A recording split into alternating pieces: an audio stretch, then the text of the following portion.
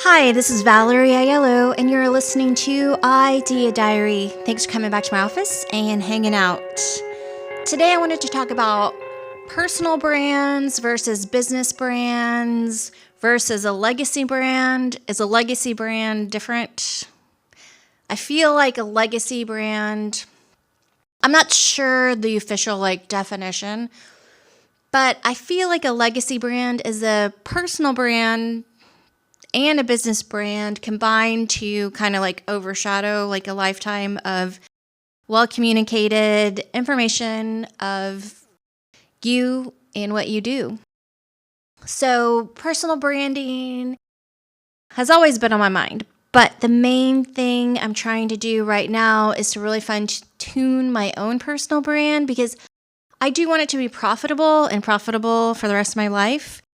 I don't really have a vision of necessarily what I want to sell. If I want to work on ads and sponsorships, if I want to go, I don't know, a million different routes you can possibly go.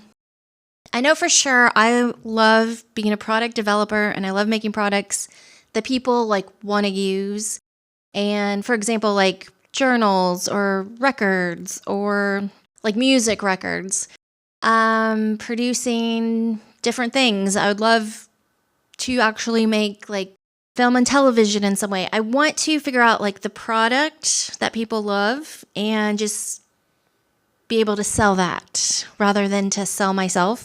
However, I do want a really great personal brand, be it in a creative way, personal brand as a medium, like a self-portrait, and just being able to really communicate who I am online, what I'm working on, what I'm doing, and sharing as I live. I know that I want that. I just don't know how to put all the pieces together and make it as cool as I want, make it make sense, because my brain is a million different directions and I have 100 million ideas all the time. And I seem to always work on a certain 5 category of things, but it's how do I communicate that? That's always been a problem. And when you have an actual business brand, which I do think is different than a personal brand, the business brand, there's a lot of time and effort that it takes to build a business brand. I feel like if you have a business, you know what you're already selling. And so focusing on content that just showcases that is really easy. And then kind of just making all the content based around the business, that seems straightforward. That seems easy to understand. And some people really effortlessly put themselves and their personal brand into their business brand. And some people kind of dabble in it. And sometimes you want to keep it totally separate for a million different reasons. So I'm about to do an orbit. An orbit is going live 365 days a year. So one orbit around the sun. And I'm really going to be focusing on personal branding, communication, and I have done this before. However, I just did it alone. I didn't have anyone else giving me opinions or giving me tips. So I've decided to make a marketing group, a marketing support group of some kind. And I want to focus on personal branding.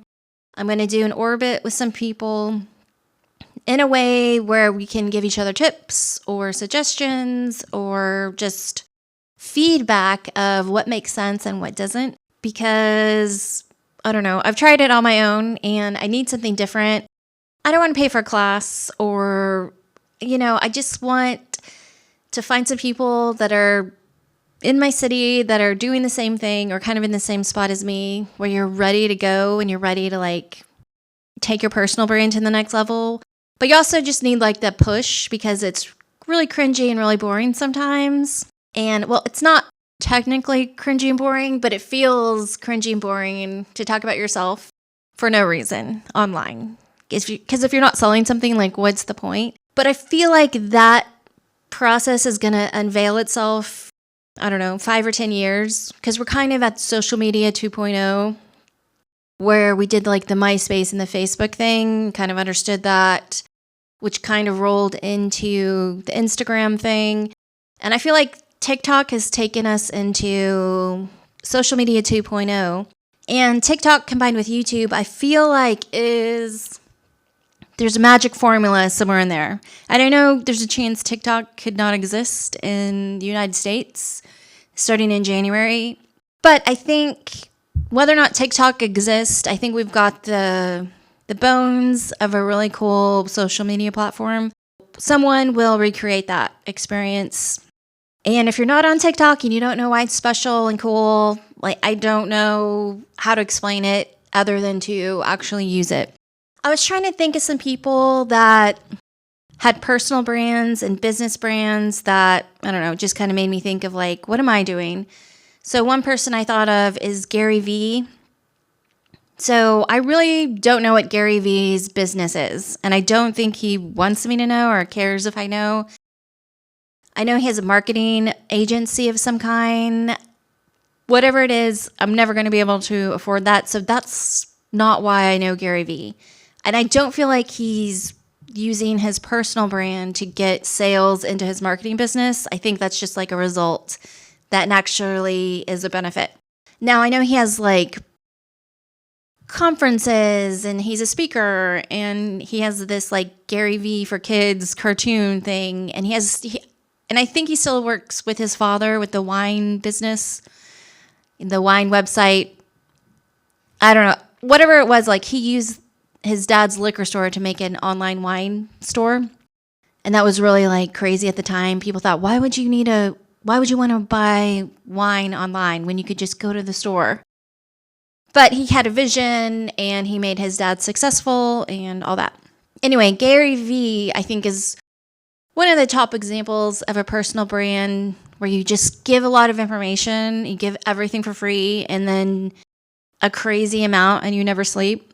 And really, that's all you do. I don't think his brand is really more than just taking his knowledge and sharing it. And then everything that's a result from that, the $1 million speaking gigs and the this and the that and the fancy marketing firm, all the results that it goes with the brand. I think he just focused on the personal brand and like went crazy and it just kind of worked out. There are little things that I know about him, like he likes to go to garage sales and sell the stuff on eBay. I think it's cute that I know that. Am I interested in that? No, but I think it's kind of like a funny thing that he does sometimes. Like even though he has all that he has and he still just has this passion for like scouring through garage sales. I think it's fun that he shows off his personality at all levels. Obviously, I don't know everything about Gary Vee, but I know a lot just from watching his videos. And I think there's maybe like a height of Gary Vee's popularity and we've kind of like leveled out. I do feel like he could have another like Gary Vee renaissance of popularity. I don't think he's done. I think he's maybe just like marinating in what he has created so far. But I do think he's like a great example of a personal brand that's not focused on business and it works and it's helpful and he makes money off it. Another one that came to mind because, I don't know, someone was talking about Elon Musk. I can't remember the guy's name. He was saying Elon Musk's personal brand actually hurts his business brand because every time he's outspoken as himself, Tesla goes down or something crazy happens. But I feel like Elon Musk is more of like a overall legacy brand. I think we're not really going to know from when he started being successful in PayPal and I don't know, all the things that he like invested in that, he didn't start Tesla. I think he was part of a group that bought it, but he made Tesla even more famous. I think it's kind of an overarching thing with Elon that it's going to be like, okay, he's made all these businesses, he's done all these things, and he has this wacky personality and has like 100 kids. We'll see what the future holds, but I think he's another example of like the businesses are the businesses, and he does showcase him as a business person, an entrepreneur of sorts that is connected with his personal brand more so than Gary Vee does. But I think overall, and maybe that's just what happens when you become mega famous is just people know everything about your whole life, no matter what you do. But we'll see how that personal brand comes along as it goes. Another one I was thinking of is Kendra Scott, the jewelry designer. So she named her jewelry business her name, which I feel like is not good, only because when and if she decides to take her personal brand to the next level, her jewelry is so famous and it's so huge, and maybe that'll change in 20 years. But it just feels like naming your jewelry business after yourself, or I don't know, I could think of similar styles of business, and it becomes like a huge hit. How can you separate that? I don't know. That seems like a really hard mountain to climb. And I really don't know anything about Kendra Scott other than that she started this jewelry brand. I know the brand is sold and it has mega owners now, but I don't know much else. I checked out her biography at the library, and I didn't read it like beginning to end, but I read bits and pieces. So I did learn stuff there, but it's not, she doesn't have like a personal brand as far as I know, or as far as like just being like a person in the world. I don't know anything about Kendra Scott other than she started the jewelry business and it sold, and now I have no idea what she's doing.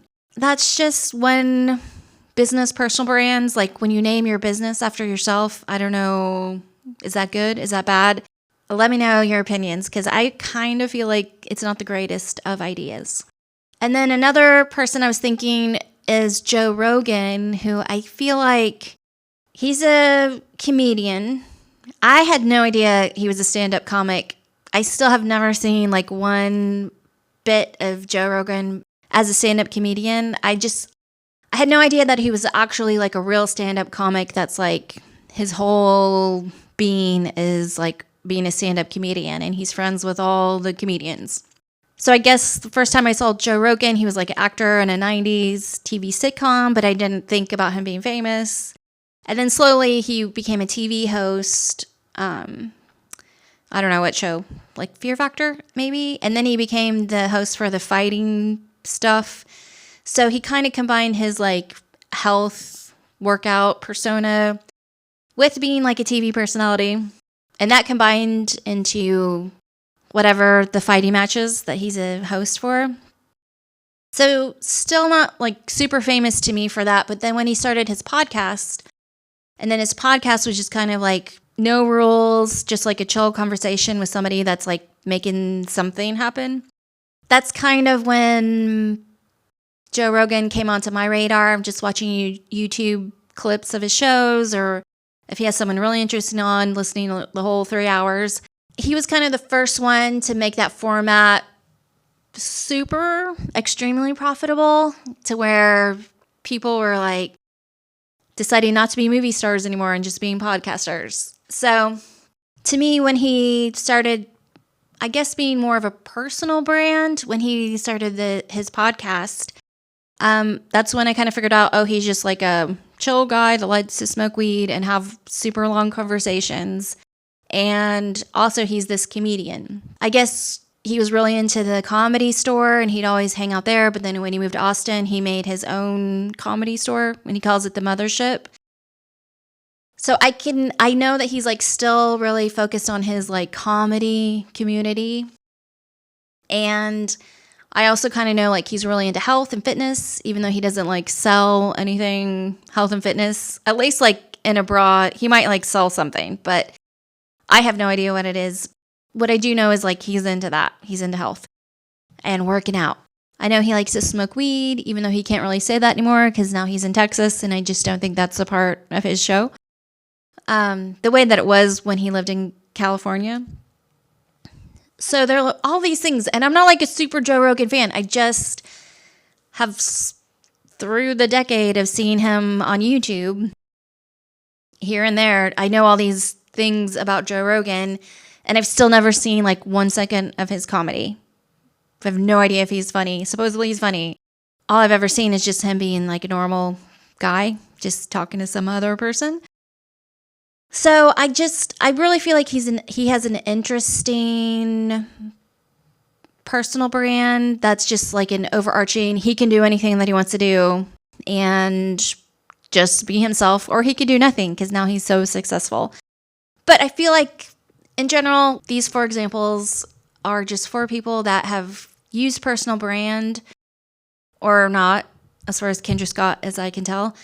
And I think it's going to be like one of the most powerful things that we have in our arsenal of like who we are and what we do and like how we make money.